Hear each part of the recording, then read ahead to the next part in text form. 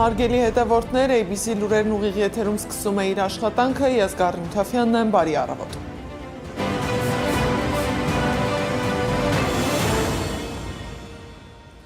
Մայրաքաղաքի խնդիրը մնում է նույնը՝ կիլոմետրանոց խցանումներ, որոնք երևանցիների կյանքը դարձրել են իրական դժոխք։ Օրինակ, իմ գործընկերները դեռևս չեն կարողացել հասնել աշխատանքի։ Նրանք այս պահին քաղաքի տարբեր հատվածներում են, որտեղ անծայրածիր խցանումներ է։ Միանանք նրանց եւ տեսնենք ինչ վիճակ է։ Անին Դավթաշենում է։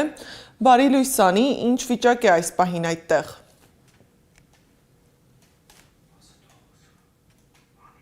Լույս Գառնի, այս պահին մենք գտնվում ենք քաղաքացիներին հայտնի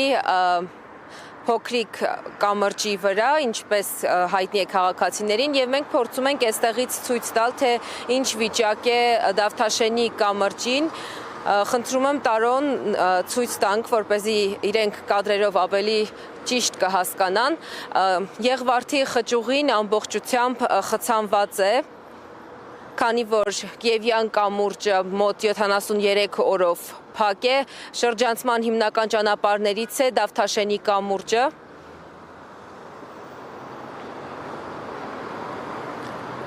Այս կադրերով քաղաքացիները կարող են իրենք գնահատել խցանման չափը։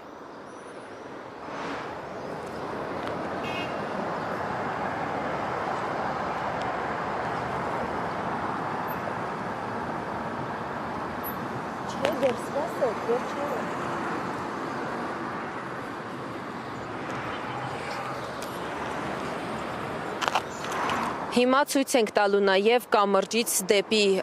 Կոմիտաս տանող հատվածը, որը նույնպես սարսափելի խցանված է։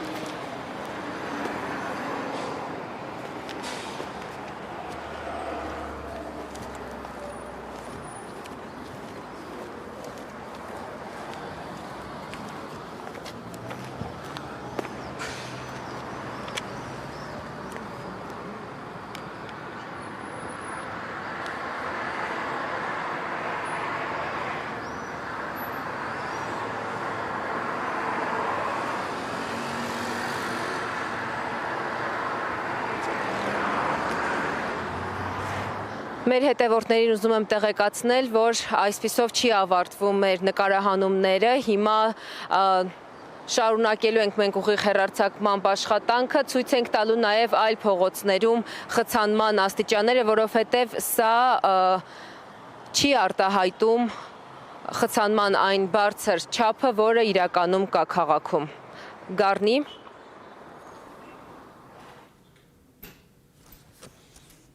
Շնորհակալ եմ Անի, ինչպես նշեց իմ գործընկերը, մենք օրվա ընթացքում ունենալու ենք ուղիղ միացումներ քաղաքի տարբեր հատվածներից, հետևելու քաղաքում երթևեկության ծանրաբեռնվածությանը։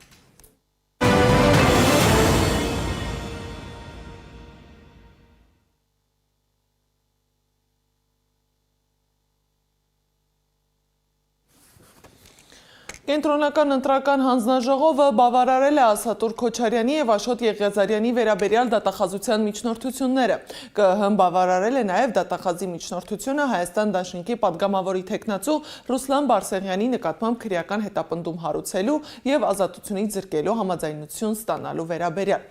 Ռուսլան Բարսեղյանը ՀՅԴ անդամ է Հարագածոտնի մարզի Հարթավան գյուղից, ապրիլի քառօրյա պատերազմի մասնակից։ Հակակոռուպցիոն կոմիտեն ձերբակալել է Դավիթ Ղազինյանին ընտրակաշարք տալու նախապատրաստության մեղադրանքով այն բանից հետո, երբ ԿԸՀ-ն բավարարել է գլխավոր դատախազության ներկայացրած երկու միջնորդությունները՝ Ուժեղ Հայաստանի падգամավորի թեկնածու Դավիթ Ղազինյանին անձեռնմխելիությունից զրկելու և նրա նկատմամբ քրեական հետապնդում հարուցելու վերաբերյալ։ ԿԸՀ-ն նաև թույլտվություն է տվել Ռոբերտ Քոչարյանի նկատմամբ քրեական գործ հարուցելու համար, իսկ ինչ մեղադրանքով մեկնաբանել է փաստաբան Արամ Օրբելյանը։ Ծանոթացել ենք փաստաթղթերին, որևէ քրեական գործի հետ ողջամտորեն որևէ աղերս չունի, բոլոր փաստերը, որոնք շարադրված են, չեն նկարագրում որևէ հանցագործություն, չեն համապատասխանում հավաքված հենց քննիչների կողմից կամ դատախազի կողմից հավաքած փաստաթղթերին եւ վերաբերում են 2004 թվականին կատարված մի գործարքի, որը հաստատել է Հայաստանի Հանրապետության կառավարության նիստով որոշմամբ, այդ որոշումը որևէ կերպ չի վիճարկվել եւ այդ գործարքի հետ պարոն Ռոբերտ Քոչարյանը որևէ առնչություն չունի, որ առաջ գնալով որպեսզի չդառնա ինչ-որ բան եմ անում, ընտանիքի անդամները նույնպես առնչություն չունեն։ Հետագայում արդեն, երբ որ արդեն եւ պարոն Քոչարյանը պաշտոն չէր զբաղեցնում եւ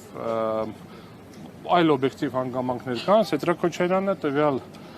ընկերությունում բաժնեմաս է առել, բավականին մեծ գումար վճարելով, մեծի նկատի ունեմ այն գումարը, որը համարժեք է համապատասխան մասին, եւ ինչ որ ձևով հետագայում դա փորձում են կապել 2004 թվականի գործարքի հետ։ Իսրայել Հակոբ Կոխյանը դադարեցրել է հացադուլը։ Բարգավաճ Հայաստան կուսակցության մամուլի քարտուղար Իվետա Տոնոյանը հայտարարել է, որ Հակոբ Կոխյանն ընդառաջել է Գագիկ Ծառուկյանի խնդրանք հորդորին։ Հիշեցնեմ, որ սպորտի վաստակավոր վարպետը հացադուլ էր հայտարարել նոր ընտրություն նշանակելու պահանջով։ Միքայել Սրբազանը դատարանում էր եզրափակիչ ելույթ է ունեցել։ Շիրակի թեմի առաջնորդը դատարանում նշել է, որ իր ապօրինի կալանավորման 1 տարին 10 օրից կլրանա։ Շնորհակալություն է հայտնել Աստծուն այս հնարավորության համար ու ասել, որ դա չի նշանակում, որ պետք է շնորհակալ լինի այն մարդկանց, որոնք այդ ամենը ստեղծեցին իրենց նպատակների համար։ Սրբազանի խոսքով իրենք պատասխան կտան ու եթե ոչ օրենքի առաջ, ապա Աստծո առաջ հաստատ։ 1 տարի է, ես անազատության մեջ եմ, լրիվ ապօրինի եւ անհիման։ Ես ոչ մի մեղք չեմ գործել, համաձայն չեմ մեղադրանքի ոչ մի կետին, մերժում եմ բոլոր մեղադրանքները, ինձ մեղադրյալ մեղավոր չեմ ճանաչում եւ չեմ ճանաչի, եւ պատրաստ չեմ ճանաչի։ Անմեղ եղել եմ Հայաստանի Հանրապետության առջև, մնում եմ անմեղ Հայաստանի Հանրապետության առջև։ Իմ ամբողջ կյանքը եղել է նվիրում Հայաստանի Հանրապետությանը եւ ինձ համար պարզապես վիրավորական է, որ ես դատվում եմ հանուն Հայաստանի Հանրապետության։ Միքայել Սրբազանի գործի վերաբերյալ վերաքննիչ դատարանի վճիռը կհրապարակվի հունիսի 25-ին։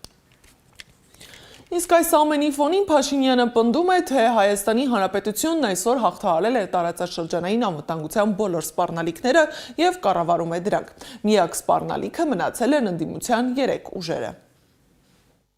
Պետք է ջախջախվեն իրենց բնում։ Ես էլի ասում եմ այս ամբիոնից, այն քաղաքացիները Հայաստանի Հանրապետության, ես ասում եմ, քանի վարչապետ եմ, ջախջախելու եմ հասցեական դրանց հասցեական ջախջախելու եմ։ Այն քաղաքացիները, որոնք այս գծի հետ համաձայն չեն, ես կոչ եմ անում հեղափոխություն անել Հայաստանի Հանրապետությունում եւ փոխել կառավարությունը։ Ջախջախելու եմ, անհատապես ջախջախելու եմ։ Ու իրենց շոշափուկների եւ մետաստազների ջախջախելու եմ հասցեական բոլոր հնարավոր միջոցներով։ Ով որ Հայաստանի Հանրապետության քաղաքացիներից համաձայն չի, հենց այսօրվանից դուրս եկեք փողոցներ հեղափոխություն արեք։ Այս process-ը ուրիշ ձևով կանգնեցնելու հնարավորություն չկա։ Ես կոնկրետ անձնապես անում եմ, գնալու եմ քրեա օլիգարխան ջարդ ու փշուր անելու ոտի տակ տալու ճանապարհով։ Երեխաների ապագայի ճանապարհին ինչքան խոչընդոտ կա, ջարդ ու փշուր անելով վերացնելու եմ։ Սա իմ անձնական հանձնառությունն է։ Փաշինյանի պահվածքին անդրադարձել է Հայաստան խմբակցության պատգամավոր Աննա Գրիգորյանը։ Նրա խոսքով Փաշինյանը չգիտի Ալիևին ինչպես բացատրի, որ ժողովուրդը սահմանադրական փոփոխություն իրականացնել չի ցանկանում։ Սիրելի քաղաքացիներ,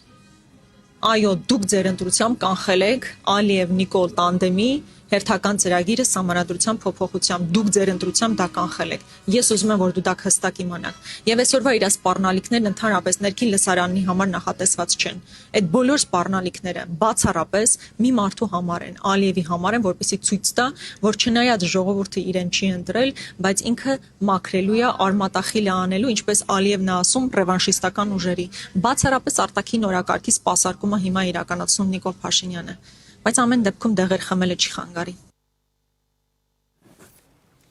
Թեև Բաքուն պաշտոնապես դեռ զուսպ հայտարարություններ է անում, ադրբեջանական փորձագիտական և մեդիա դաշտում ակտիվորեն քննարկվում է մեկ հարց. նոր քաղաքական դասավորությունը հնարավորություն կտա կյանքի կոչել Բաքվի կարևորագույն պահանջներից մեկը՝ Հայաստանի սահմանադրության փոփոխությունը։ Ըստ ադրբեջանագետի փորձագիտական մակարդակում ակտիվ քննարկում են, ինչ էլ լինի, մենք պահանջելու ենք սահմանադրությունը փոխել։ Դրա վառապացույցն է վաղը Նախիջևանում, մասնավորապես Օրդուբադում մեկնարկող վերադարձ Արևմտյան Ադրբեջան խորագրով այս կեղծ նարատիվի 3-րդ փառատոն կոնգրեսը, եւ որի ընթացքում ծրագրվում է ներկայացնել տարատեսակ զեկույցներ, թե ինչպես են իրենք տեսնում այսպես կոչված փախստականների վերադարձի հեռանկարները, եւ պետք է սպասել եւ տեսնել, թե այդ ֆորումի շրջանակներում Բաքուն ինչ է պատրաստել մեզ համար։